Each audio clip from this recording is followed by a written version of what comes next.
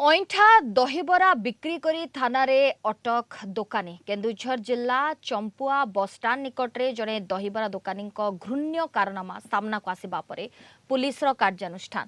ଗ୍ରାହକମାନେ ଖାଇସାରି ଛାଡ଼ି ଦେଇଥିବା ଅଇଁଠା ଦହିବରାକୁ ପୁଣି ଥରେ ମିଶାଇ ଦେଇ ଅନ୍ୟ ଗ୍ରାହକଙ୍କୁ ବିକ୍ରି କରୁଥିଲେ ଅଭିଯୁକ୍ତ ରମାକାନ୍ତ ଖୁଣ୍ଟିଆ, ଯାହାର ଭିଡିଓ ସୋସିଆଲ ମିଡିଆରେ ଭାଇରାଲ ହୋଇଥିଲା।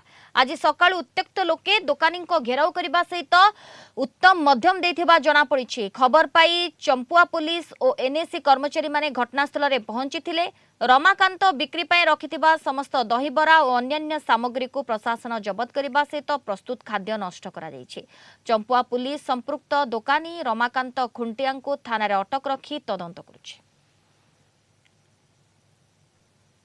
अभियोग और जो भाइराल है वीडियो ताकू आधार कर नहीं से लोक को आम चढ़ाऊ करूँ से किसी आम प्रूफ पाइचु। तार जो फूड्स खाद्य सबू आम सीज करी आम खाद्य सबू डिस्पाच कलु अड़िया गदारे प्लस जो जहाज जिनस था सब सीज करी